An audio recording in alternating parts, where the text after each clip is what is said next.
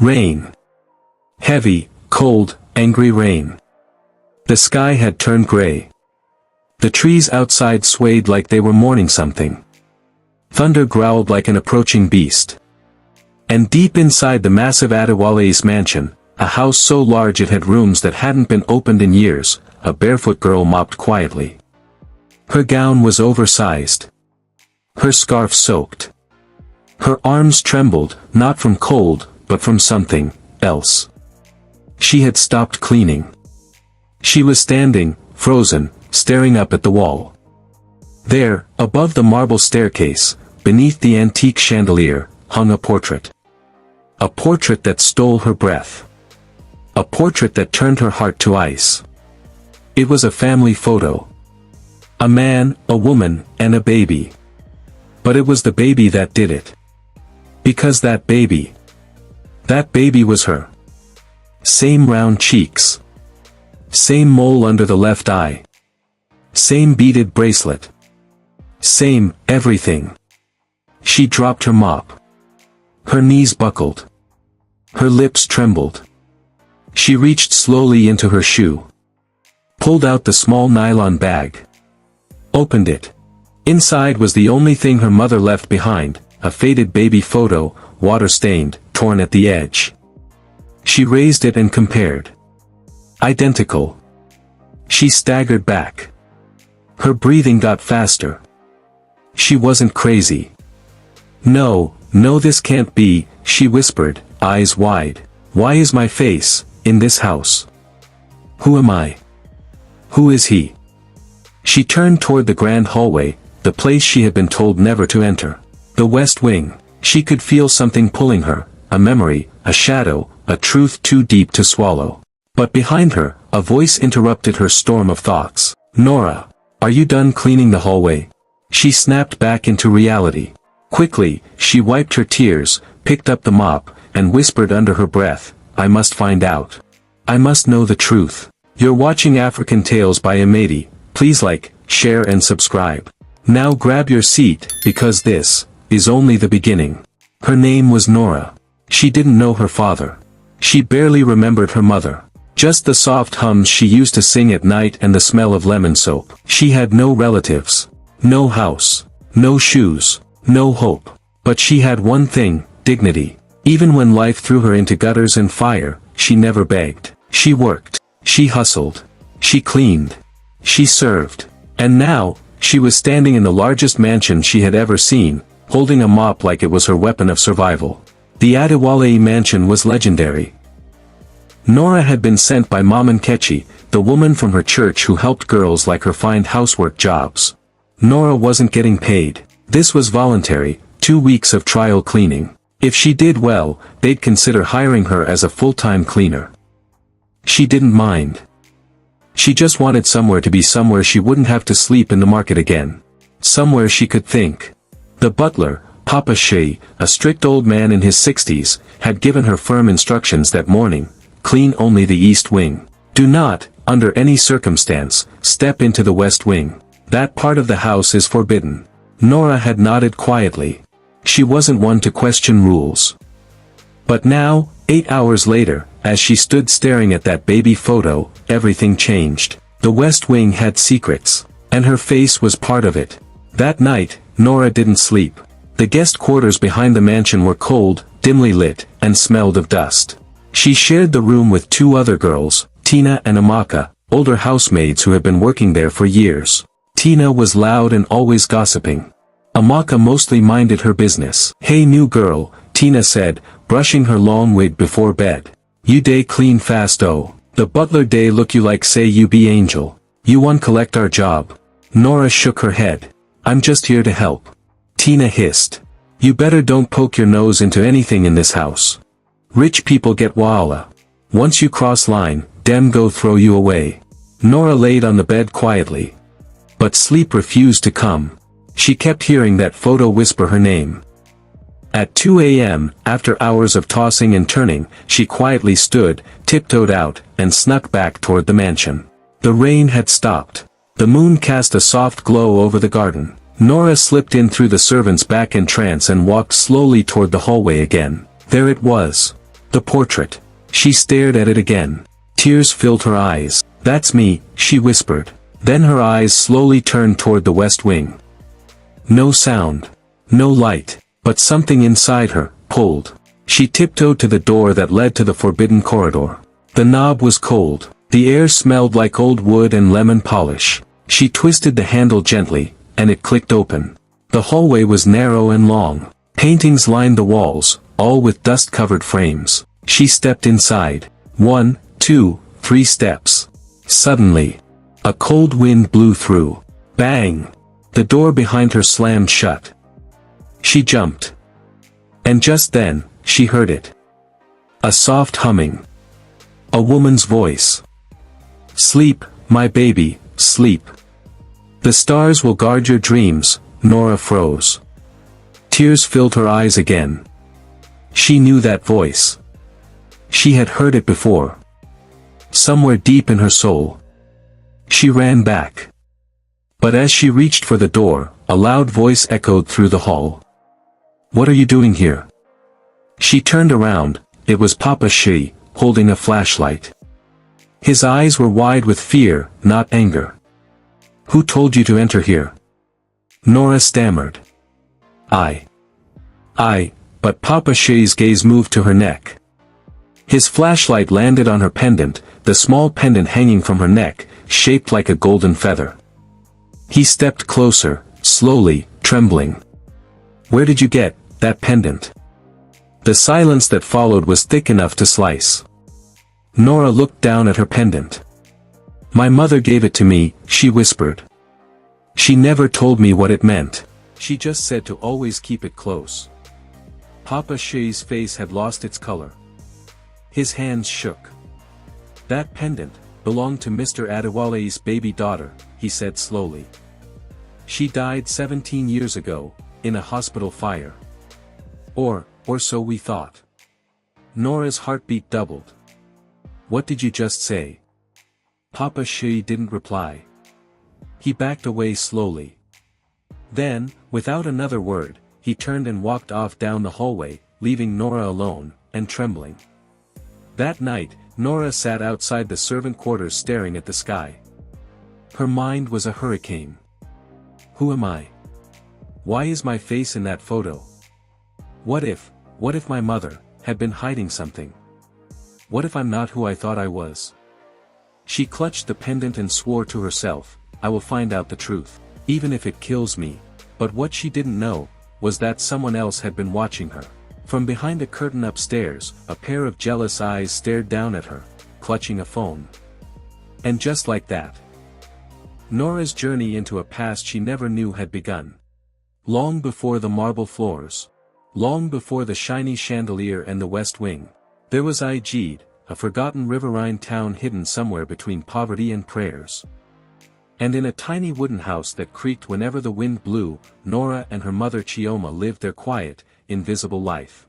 They had one bed, 2 buckets, a cracked mirror, and 3 cooking pots, one of which always wobbled no matter where you placed it. But what they lacked in things, they made up for in love.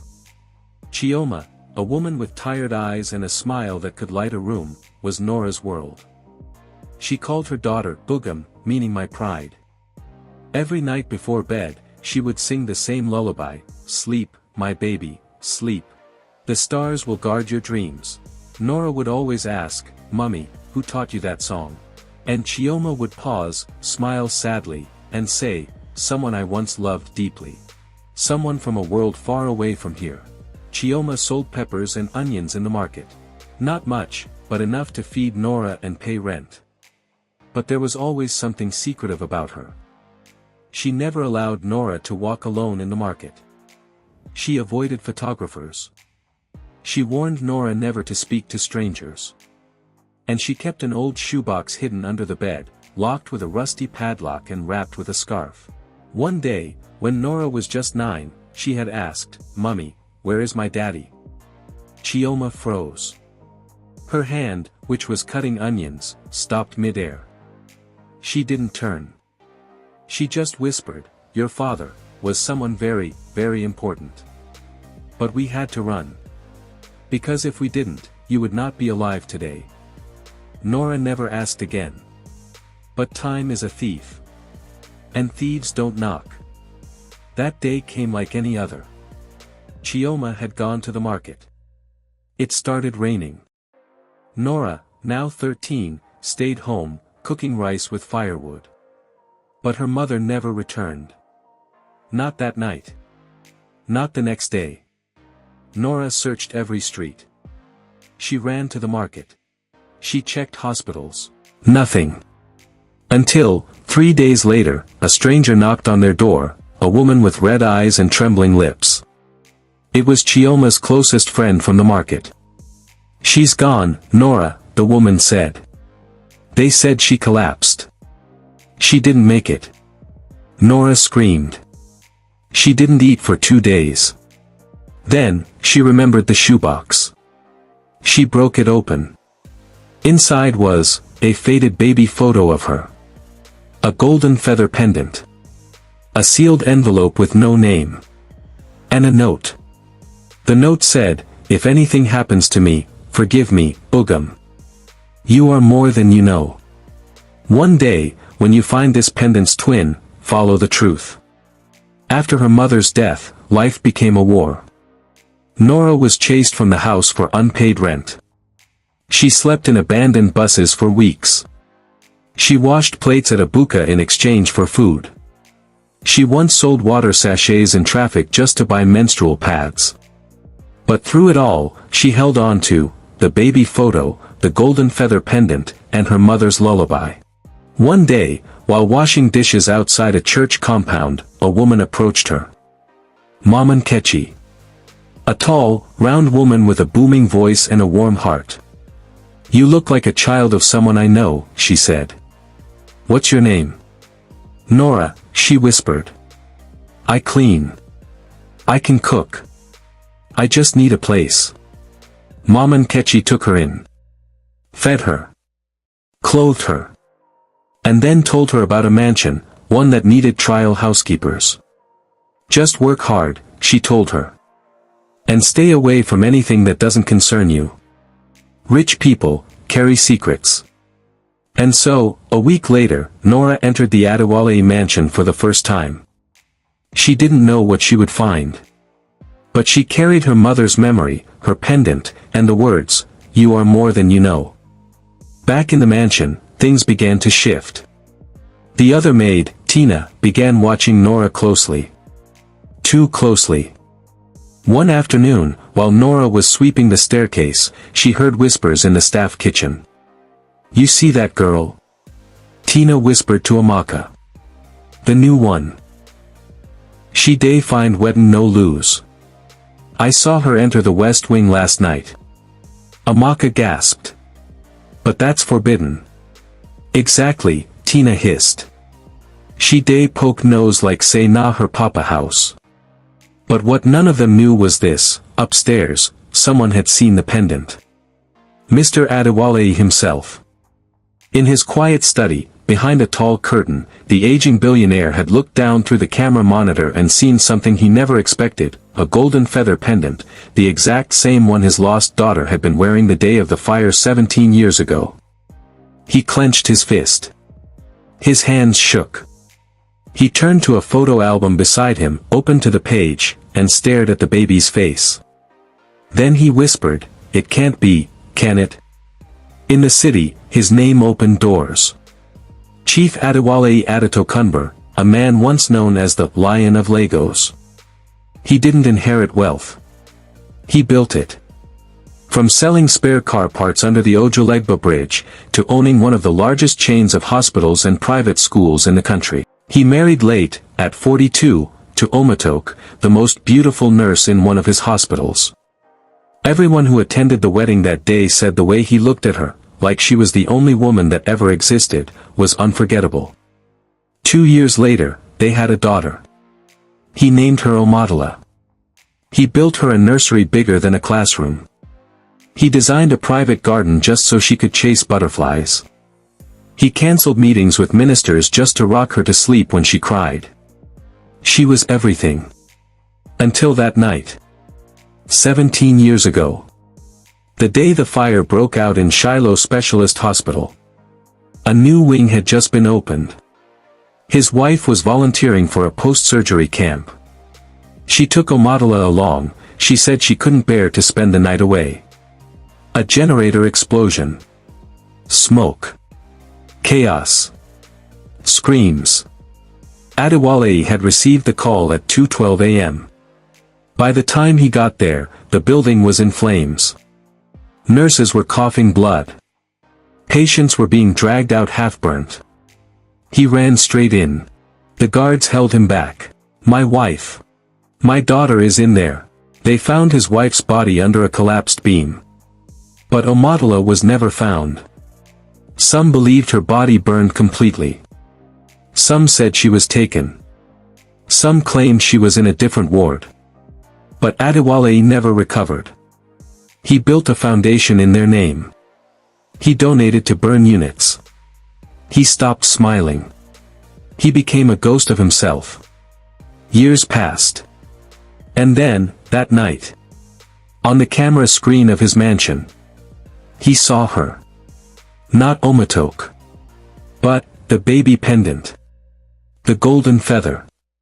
The exact one he had custom-made for Omotola on her first birthday.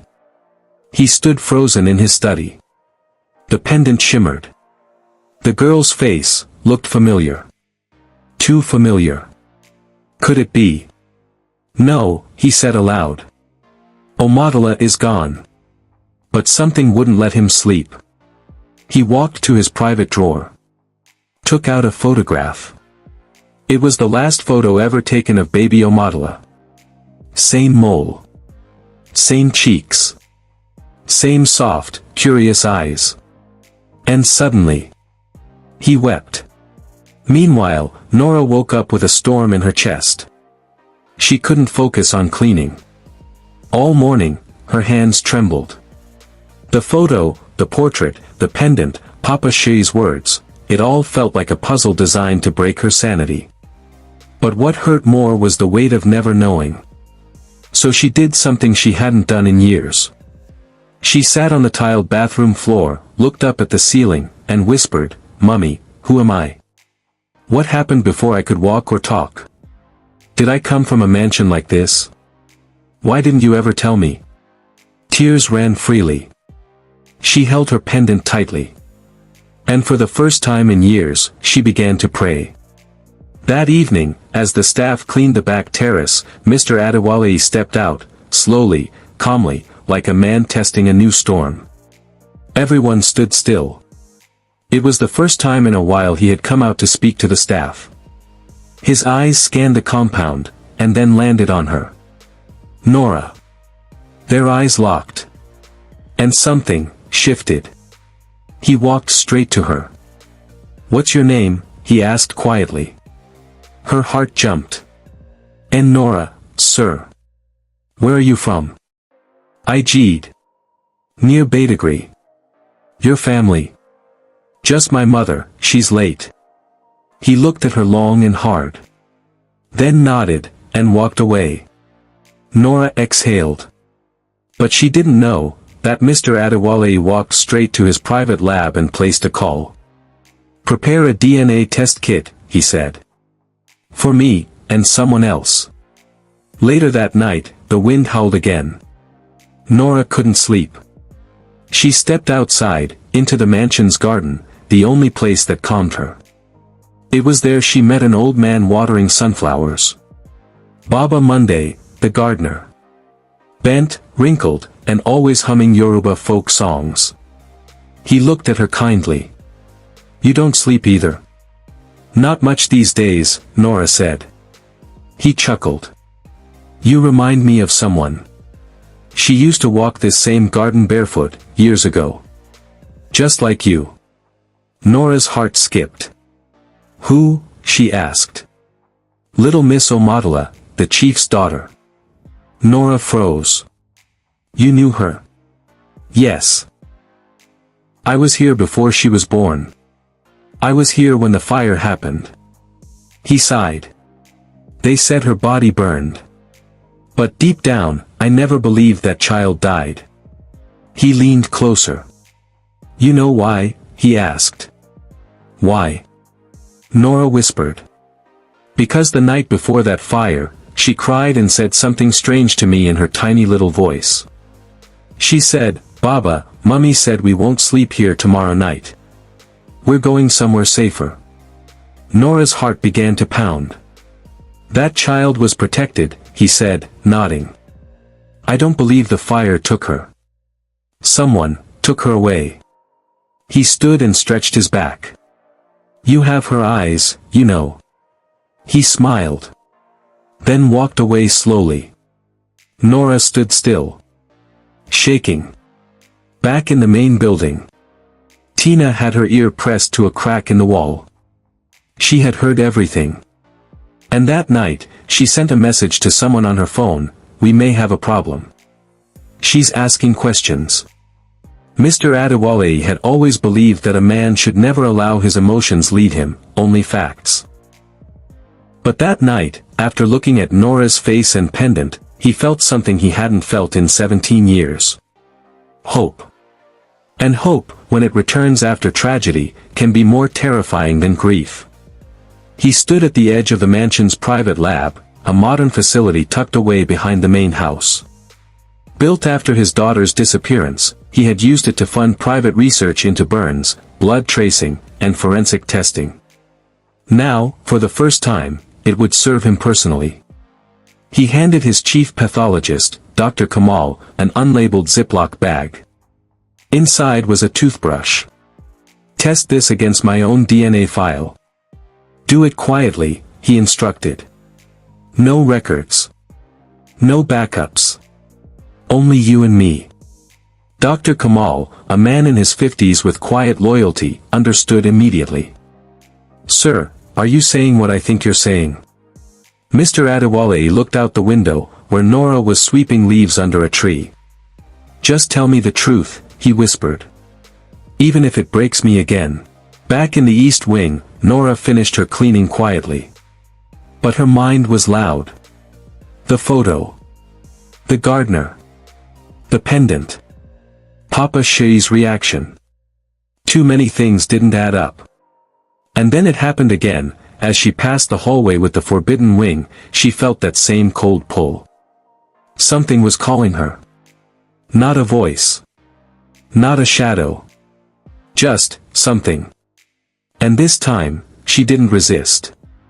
The house was quieter than usual. The other staff were in the rear quarter. Tina had gone to the market with Amaka. Nora walked slowly down the hallway. The west wing loomed ahead, the same carved oak door, same antique lock. But this time, it was unlocked.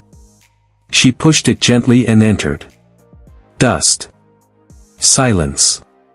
Memories she never knew she had began to awaken. She passed through rooms filled with old covered furniture, dim chandeliers, oil paintings, and a grand piano with cobwebs. Then she saw it. A nursery. Not just any nursery, a baby's palace. Painted stars and moons on the ceiling. A pink crib with lace. A bookshelf filled with children's stories, Xena the Forest Queen, Lami's Talking Drum, and Tales from the River Spirit. And then, her hand brushed something on the wall. A growth chart. Heights recorded year by year. The last entry read, Omadala, 1 year 2 months. Nora staggered back. Tears filled her eyes. Omadala, that name.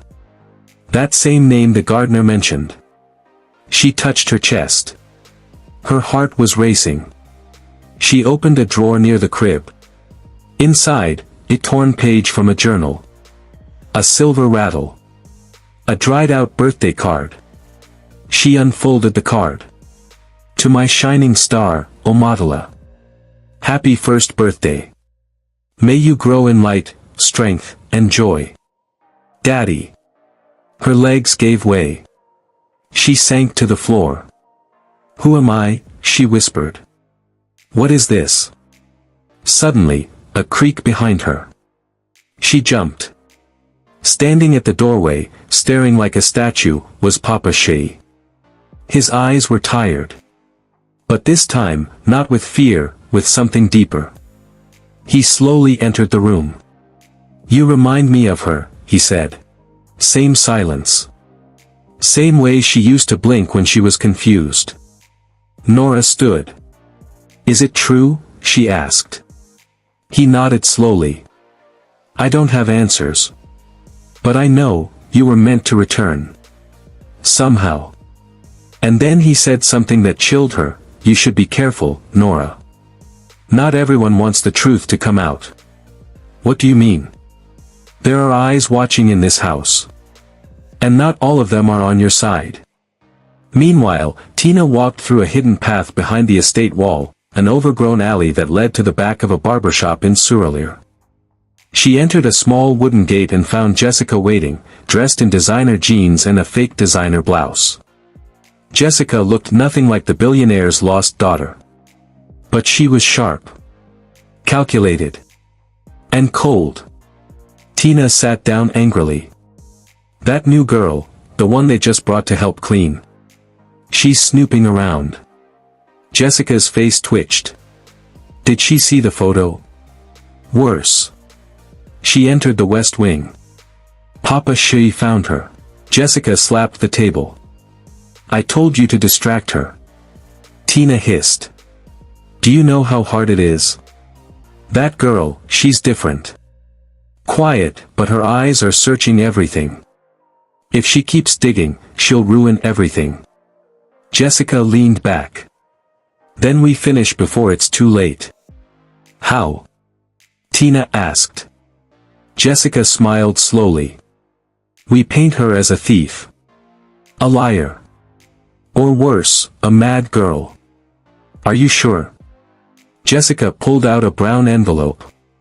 Inside was a forged birth certificate, fake medical documents, and a childhood photo she had been editing to resemble the billionaire's lost baby. "By next week, I'll be introduced to the chief as the miracle daughter who survived.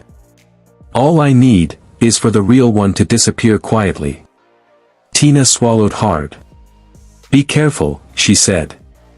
"I'm starting to think, she might actually be the real one." Jessica's smile faded. "Then we make her disappear. For real this time." Back in the mansion, Nora stood on the balcony of the staff quarters, staring at the stars. The same stars her mother used to sing about. She didn't know what tomorrow held. But she knew one thing. "I have to know the truth," she whispered. Far away, in a hospital lab, a machine beeped. The DNA result was ready. And Mr. Adewale had just opened the envelope. His hands began to shake. "Oh my God," he whispered. "It's her." Mr. Adewale didn't cry often. Not even when his wife's casket was lowered into the ground. Not even when they handed him the blanket his baby had been wrapped in. But as he stood in his private study, holding the DNA envelope in his trembling hands, his knees weakened. The result was clear. 99.98% probability of biological relationship, father/daughter. He slumped into the leather armchair. Put both hands over his face. And whispered, brokenly, "Omatala," then came the flood. Memories of her tiny fingers holding his thumb. Her first laugh. The first time she said, "Dada." He had spent 17 years building foundations in her name. But now, for the first time, she wasn't a memory. She was flesh and blood. In his house. Sweeping floors. But how would he tell her? How could he confess that he, a billionaire, had let his only child mop marble tiles for food? He couldn't just call her in and drop the news like a stone. She wouldn't believe him. It would traumatize her. So he made a decision. "I will test her heart," he whispered. "If she has her mother's spirit, I'll know it's truly her." And from that day, he watched her closely. The first test came quietly.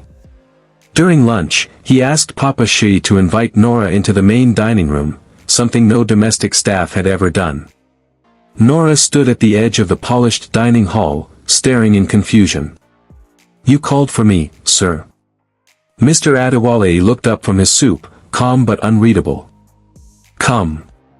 Sit. Sir. I don't like eating alone. She hesitated, then obeyed, slowly sitting on the farthest end of the table. A servant placed a plate of jollof rice in front of her. Nora's hands trembled slightly as she picked up the spoon. But she didn't ask questions. She didn't act greedy. She didn't steal glances at the gold-plated cutlery or the artwork on the wall. She just sat quietly, ate slowly, and whispered, "Thank you," when she finished. Adewale nodded to himself. Just like her mother. The second test came days later. He intentionally dropped a bundle of cash on the floor near her cleaning bucket. Nora picked it up, stared at it, walked straight to Papa Shea. "Someone must have dropped this, sir. I found it under the dining table." Adewale, watching from the corner camera, smiled faintly. Then came the third test. He asked her to help carry a box of donations to an orphanage in Suralere. She didn't know he was watching from afar. He saw the way she knelt beside the children. The way she removed her own scarf to tie it on a little girl's head. The way she told one boy, "You're strong. You'll grow up and build schools." Adewale leaned against his car and fought back tears. It was her. Her soul. Her compassion. Her fire. But before he could make his next move, something else was happening. A storm. One with makeup, lies, and ambition. Jessica walked into the mansion like she belonged there. Hair curled. Nails done. Outfit ironed to perfection. And in her hand, a brown envelope of lies, forged documents, edited photos, and a tear-stained rehearsed speech. She had called ahead, posing as a private investigator who claimed to have found Mr. Adewale's daughter through hospital blood records. Papa Shea was the one who answered. The moment she arrived, Tina ran to meet her at the staff gate. "Be confident," Tina whispered. "You're the only daughter he has left. Act like it." Jessica adjusted her blouse, took a deep breath, and entered the mansion. Adewale was in his study. Jessica walked in slowly, clutching the envelope. "Sir. I know this is hard to believe, but I'm your daughter. I didn't know until last month. My mother only confessed before she died." Adewale looked up. His eyes narrowed. "And your name?" "Omotola," she smiled. "I was raised as Amara, but I believe I'm your daughter. Where's your pendant?" Jessica blinked. "Pendant? The golden feather. My wife had it made specially. Do you have it?" Jessica hesitated. "No. I think my mother lost it when we moved houses." "I see," he said calmly. But his eyes darkened. He pressed a button under the table. 2 guards quietly entered the room. "Kindly escort this woman out," he said firmly. Jessica gasped. "Wait. You haven't seen the DNA. Look at the photos. Leave. Now." As she was dragged out, she turned to Tina in the kitchen. "He didn't fall for it. But don't worry. If I can't lie my way in, I'll destroy whoever is real." That evening, Rain returned to Lagos. Nora sat in her small room, staring at the candlelight. She opened her mother's old scarf, the one she had wrapped around her possessions. Inside, she found something strange she hadn't noticed before, a seam that had been stitched shut. Curious, she picked at it, and inside, hidden deep in the hem, was a thin notebook. Worn. Water-stained. But legible. Her mother's handwriting. Page after page, memories, secrets, warnings. Then she found it. "If you're reading this, it means I am gone.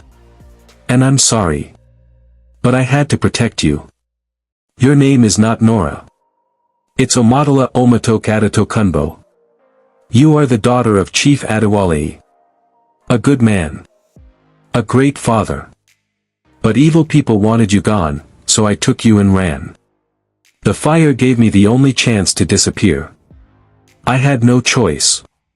Forgive me. One day, you'll return to your father. He'll know you by your pendant. And when you do, tell him I never stopped loving him. Or you. Nora dropped the notebook. Her chest rose and fell like she was drowning in air. Omatala. That's me. Tears ran down her face.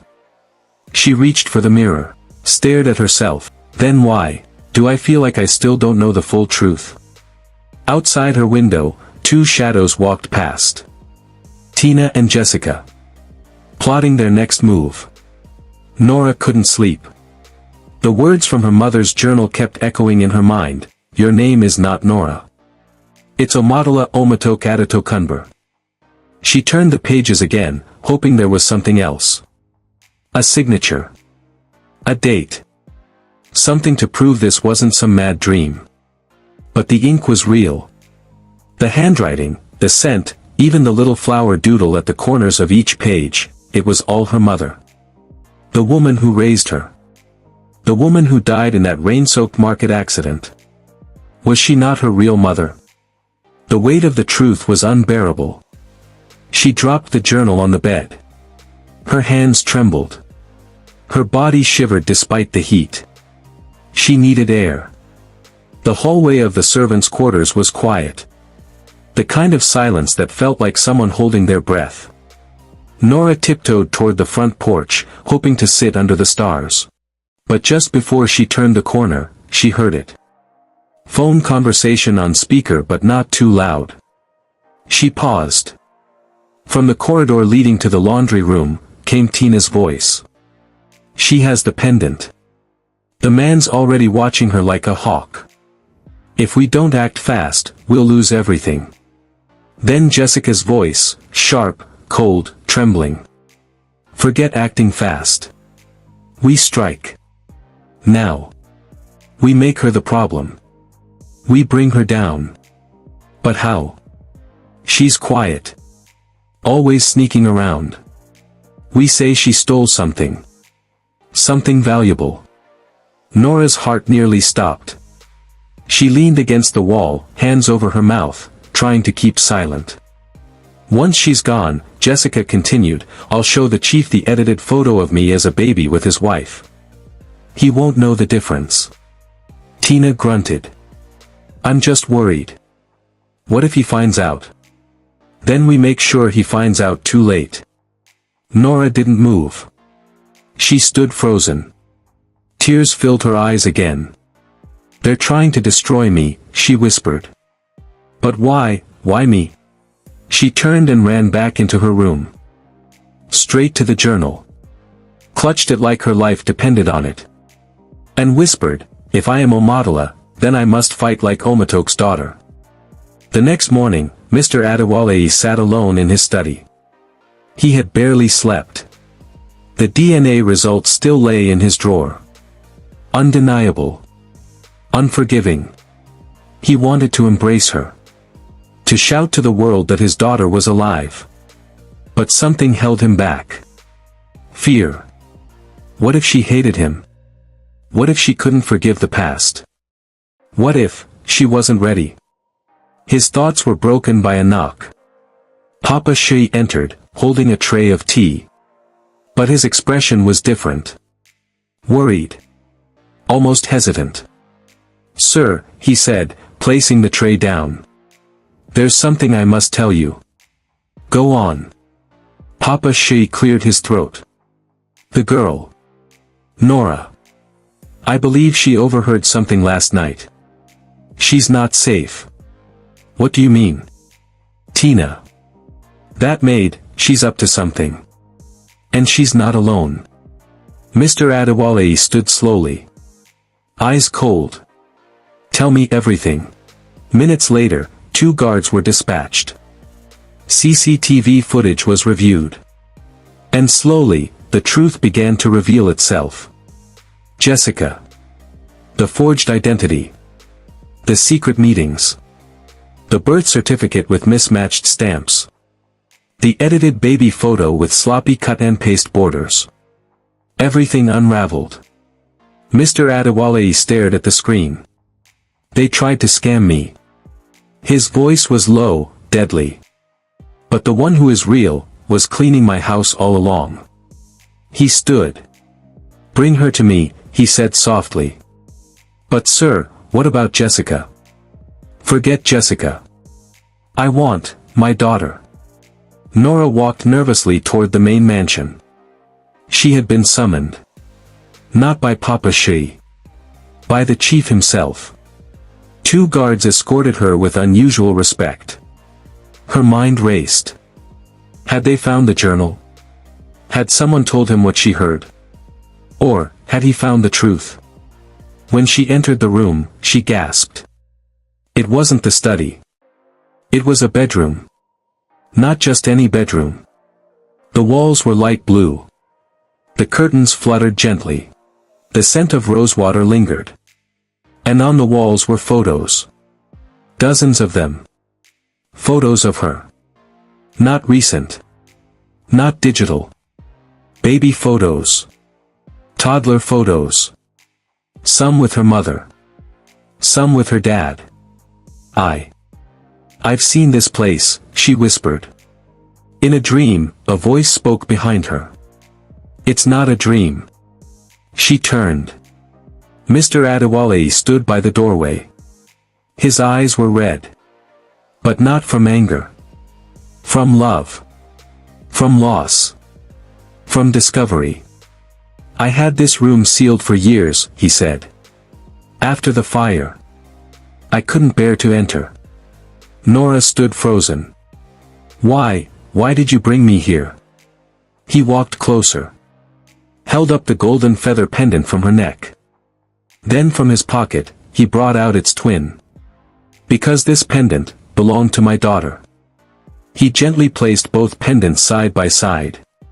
They fit perfectly. 2 halves of a single feather. Your name is Omotola. You are my daughter. Silence. Wind blew through the curtains. Nora dropped to her knees. It's true, she whispered. I saw it, in the journal. My mother wrote it. She said I'd come home one day. Adewale knelt beside her. Pulled her into his arms. And for the first time in 17 years, he held his child. They wept. 2 broken hearts. 2 lost souls. Finally, whole. The reunion between father and daughter didn't last long in private. The next morning, the media arrived at Adewale's mansion. The whispers had already begun. Someone had leaked a video of Nora standing beside the billionaire with the caption, "Is this the billionaire's lost daughter?" Within hours, it was on blogs. Within a day, it was on national TV. But nothing prepared the world for what came next. Chief Adewale sat beside Nora, now dressed in a soft white gown with gold embroidery, simple makeup, and her hair neatly braided back. He cleared his throat and addressed the world. 17 years ago, my daughter was taken from me in a fire that changed my life forever. I built hospitals in her name. I mourned a ghost. But God is faithful. He turned to Nora. Today, I present to you the miracle I never thought possible. My daughter, Omotola Omotokunbo, is alive. Nora stood and spoke softly. I didn't grow up in a mansion. I didn't know I was Omotola. I believed I was just a girl named Nora, raised by a pepper seller in Ijeed. But now, I know my truth. And I'm ready to live it, with dignity. The crowd exploded in applause. But far from the mansion. Tina and Jessica sat quietly in a small hotel room, glued to the screen, faces pale. That same evening, Mr. Adewale summoned a manila file from his legal team. Inside were police reports, old witness statements, and private hospital records. One file had the name, Risi Ogunlana, a nurse aide on duty the night of the fire. Mama Risi. It was her signature that had signed the last exit slip in the children's ward, the last person to hold baby Omotola. But she vanished after the fire. Disappeared from all records. Until 3 years later, under a new name. She reappeared in Ijid, calling herself Chioma. She raised Omotola, now Nora, quietly, lovingly, but never told her the truth. Why? She had a past. A secret. She once worked for a jealous family member of the Adewales, who had planned to kidnap the baby for ransom. But when the fire broke out unexpectedly, Mama Risi took the child and ran, not out of kindness, but out of panic and guilt. She could have returned the child. But she didn't. Instead, she ran. And raised her, far away. She wasn't my real mother, Nora said, reading the police file. But she loved me. She sacrificed for me. And now I finally understand, she gave me 2 lives. One of pain. And one of strength. Adewale put his arm around her. You are your mother's courage. And your father's fire. Days later, Tina and Jessica were arrested, caught trying to use forged documents at a lawyer's office. Their faces flooded the news. Maid and accomplice tried to imposter Billionaire's missing daughter. During interrogation, Tina broke down. I was just jealous. She came from nowhere, and suddenly everyone liked her. I didn't know she was the real one. Jessica, on the other hand, refused to cry. She stared at the cameras and said, so what if I lied?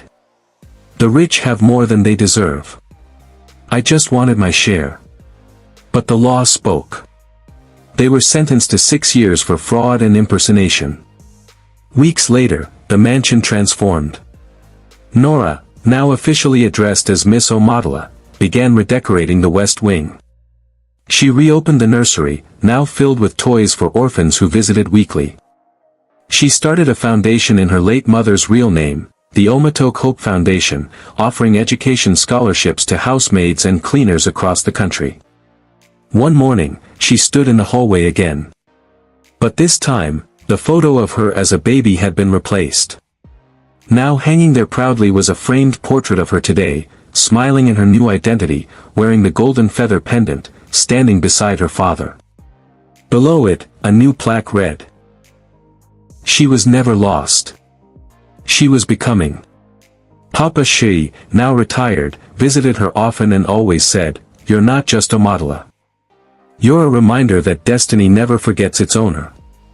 In her new bedroom, Nora sat at a small desk, writing into her journal, the very same one Chioma had left behind. She added a page. Dear Mummy Chioma, or should I say Mama Risi? I don't know why you ran. But I know you loved me. And even if you weren't my real mother, you gave me something that changed my life, protection, dignity, and a name. I forgive you. And I'll honor both you, and the real mother I never met, Omotoke, the woman who gave me life. I am Omotola. But I'll always carry a piece of Nora with me. Because that girl survived everything. And still stood tall. She wiped a tear, and closed the book. You may not start your journey with the truth, but one day, truth will find you. And when it does, don't run, rise. Identity is not only about where you come from, but who you choose to become. If this story touched your heart, don't forget to like, share, and subscribe. And if you've ever felt like you didn't belong, remember, you're not lost, you're just on your way home. Thank you for watching African Tales by Imade. See you in our next video. Bye guys.